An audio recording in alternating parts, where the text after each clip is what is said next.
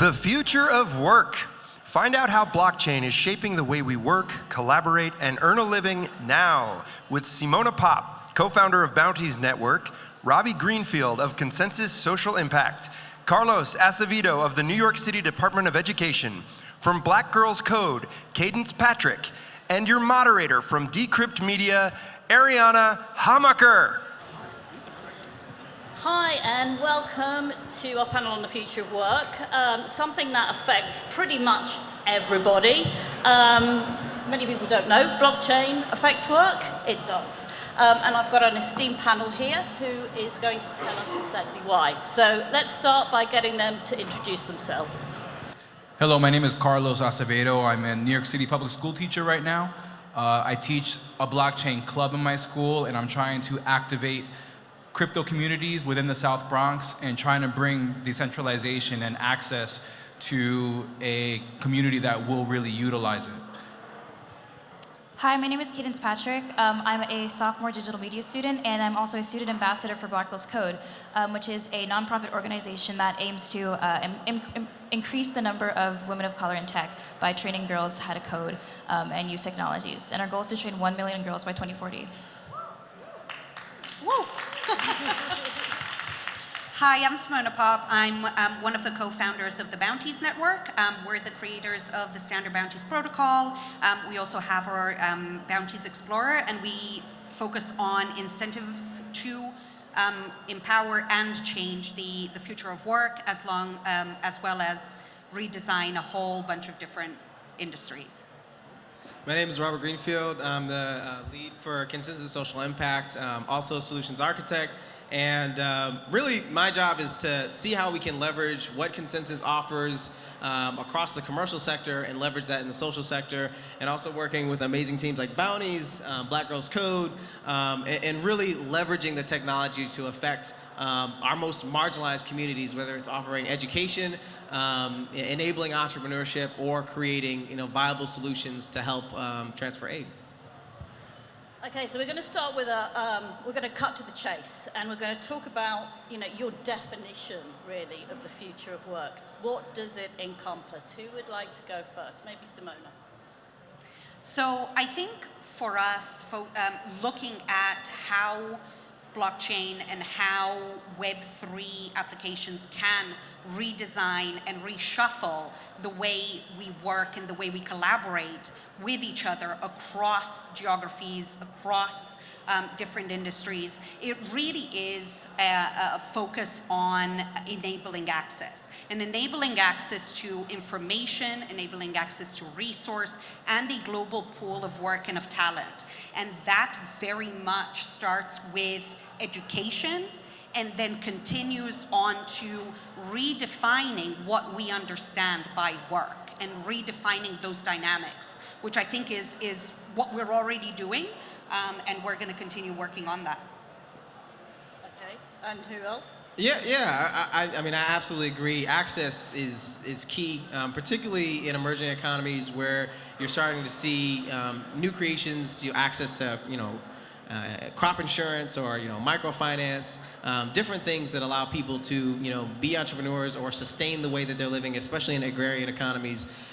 In more developed economies or like the tech space, for example, I think we're starting to see the materialization of incentives that were a bit non-fungible before. And what I mean by that is, taking an initiative or collaborating on teams and creating systems that recognize that more often where that work is typically done in silence, particularly by people who may not be, or have the bravado to announce everything that they do. So really showing that value in ways that can recognize people more consistently is a huge change. And I think that's going to be crucial when things are becoming more remote, where you're not having that in-person relationship that you typically have in a traditional workspace.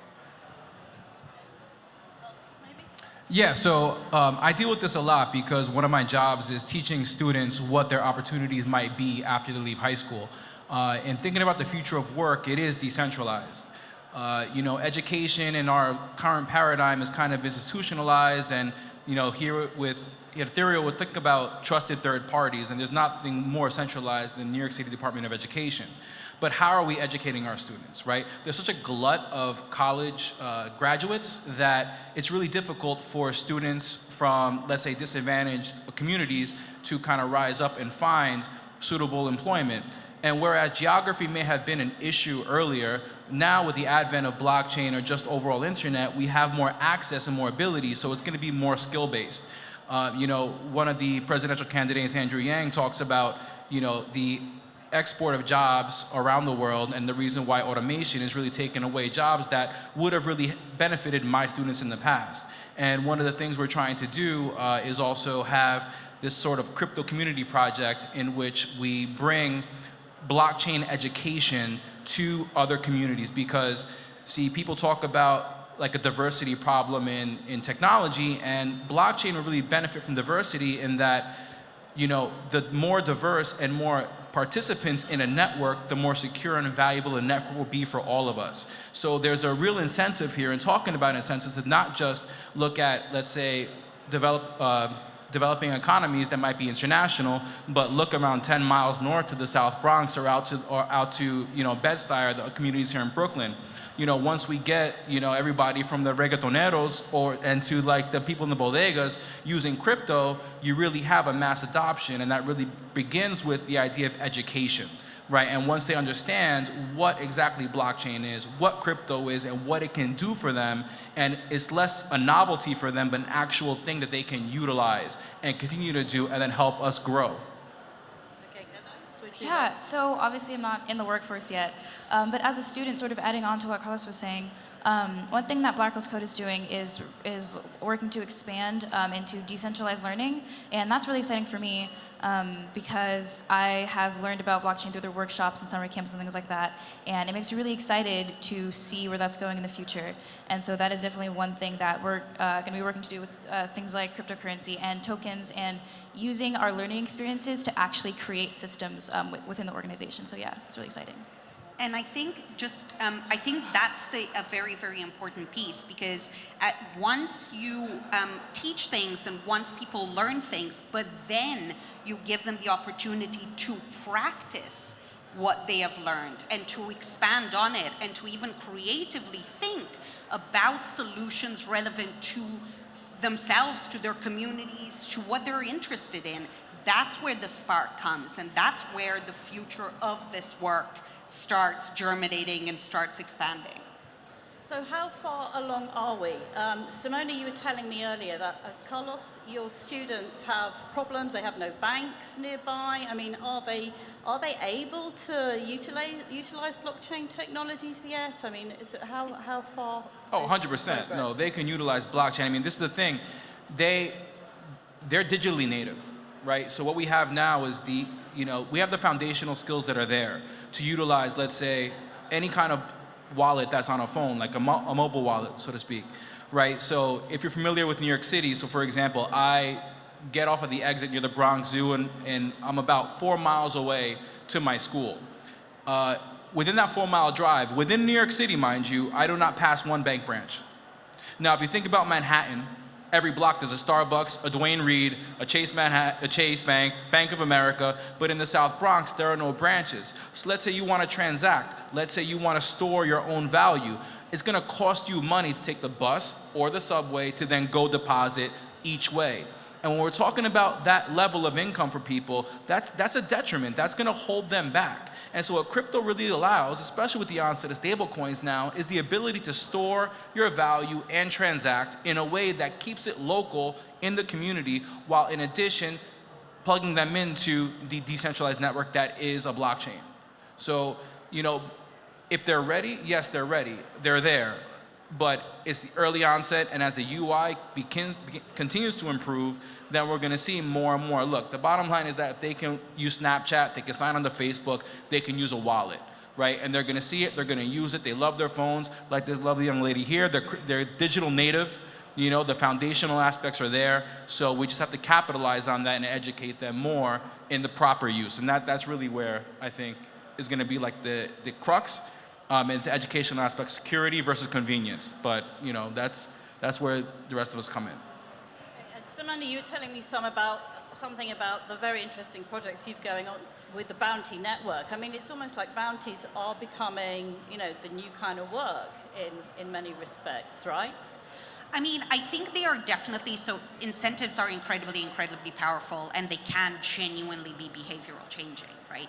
So if we start with that, and this is a conversation that a lot of people are having at the moment, is that enough? Are incentives enough to create this new future of work, to create new economies? They can be the foundations for it. And then we can perfect those protections for people who work to make sure that they get paid at the right levels for the work that they do. But we have seen it in the projects that we've been working on, and of course our recent Bounties for the Oceans, where we incentivize people to clean up a beach in Manila Bay. So technically in an area that isn't necessarily hooked up or even poised for socioeconomical success. But we got 200 people, we got them onboarded, we cleaned 3 tons of trash in 5 hours. And that can potentially create new means of income where old school traditional jobs like fishing are no longer sustainable. And so that's why you're kind of looking at, and this is happening right now, it isn't something theoretical. And the conversations that we're having about Black Girls Code, how do we use incentives to expand on the education? What the conversations we're having with Carlos, how can we create these bounty programs so that we give students these practical means of learning by doing, of earning as you learn, and then of completely redefining how you approach your future and your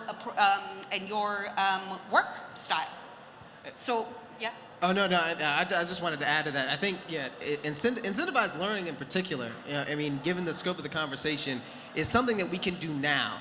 And to all those who hypothesize, well, people won't retain learning if it's not extrinsic value, if you're not giving them actual dollars. They'll stop learning as soon as you take the system away.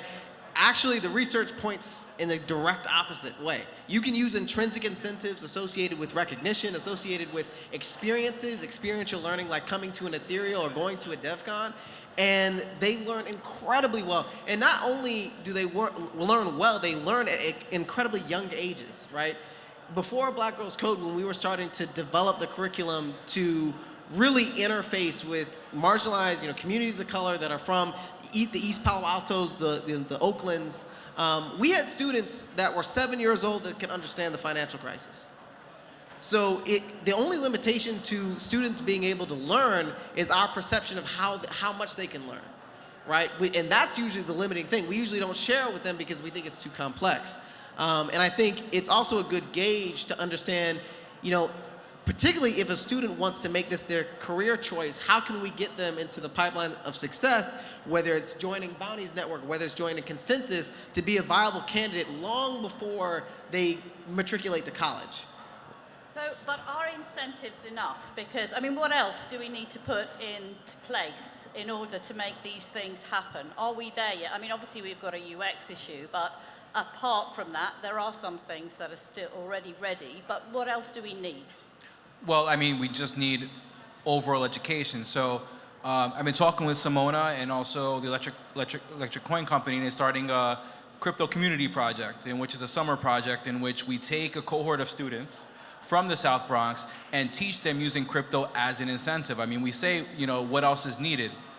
Incentives really are what is necessary for education. We all think about the classic Mr. Miyagi and Daniel-san, right? And like Mr. Miyagi was rejecting Daniel-san at first, and the student there has to have that urge to learn. Well, let me tell you something. I've talked to many, many students, and they do not light up for Shakespeare like they light, unfortunately, and I'm an English teacher, like they do for crypto. They see it, their eyes light up, the interest is there. And so while incentives might be necessary, interest, first and foremost, is the prerequisite for education, and that's there. So we have that, the products are being created, and now we have a currency. Now, if we can activate crypto economies in the inner cities around the world, then suddenly we have the ability to build a truly decentralized network with people who, unlike us, crypto starts as a novelty. We have bank accounts, we have 401ks. I'm a teacher, I have a pension, I don't need crypto. These people need it. They just don't know it yet. And once they see the benefits to using it, right, suddenly that's where, you know, we're gonna see the explosion and the fulfillment of the dream of banking the unbanked. You know, we talk about that, we think about Venezuela, we think about Sub-Saharan Africa, we think about Southeast Asia. The unbanked are here. They're in Brooklyn, the Bronx, Staten Island, and Queens. You know, if crypto wants to invest in the future and really believe that they can create value, they need to invest within these communities first. And once they do that, the dividends they're gonna pay in the next 10 to 15 years, that we're gonna see that Bitcoin at $100,000 that everybody wants. We're gonna see all that growth in the Ethereum ecosystem. You know, that first and foremost is what's gonna need to happen. I think we're running out of time here, so I'd just like to give the last word to Candace. Do you think that we're there yet? I mean, are people on the ground using crypto? I mean, what are you seeing when you do your outreach work, when you speak to people? Yeah, so I have done a few events with Black Girls Code, sort of talking about cryptocurrency and going to events and stuff, South by Southwest, things like that. And it's always really interesting seeing the people there. It's usually adults, you know, who already know about it or generally have like an idea of what it is and like how to use it. And so I think that like when I talk about it to my friends and stuff, like saying like, oh yeah, this is what I did on this trip, this is what cryptocurrency is, this is what Bitcoin and Ethereum is, and they're always like, oh wow, that's really interesting. Like what is it for? Like what is it about? And so like really like explaining it to them is always like, I guess the best part. I think that's what we need more of, is really just like accessibility. Exactly, yeah. And just breaking it down very simply, because once you understand it and once you understand the fundamentals, it is very clear how it can be used and how it can be used to build community and bring people together. Thank you. I think Simona's got one final word. And I think it's about breaking it down, but also showing those mechanisms in real time. So one of the things that Bounties Network has been doing in collaboration with UNICEF is we've been doing some workshops around the ETH Global events. So we did one in Denver, and we recently did one for ETH Cape Town. And what we did was we had 10 youngsters there, and we went through, this is MetaMask, this is what it does, install it. Then I transferred live as we were chatting, transferred some enough money for gas. And then they started completing bounties as they were learning. So, and everything was happening in real time. I mean, I think we did like 2 bounties in the space of 10 minutes. And to see it happening and to see that it is something that is happening right now that they can tap into, then they went on and completed other bounties on the main Explorer. It's just that intro. Once you have that, you give them the opportunity, and we give ourselves the opportunity to start thinking about solutions that are relevant to ourselves, to our communities. You start getting creative and you start making these changes and looking at how you can improve life and everything and give a future of work to yourself and to others. Brilliant. Well, thanks very much, guys, for telling us your stories, and thanks to the audience for listening. Thank you, everyone. Thank you very much.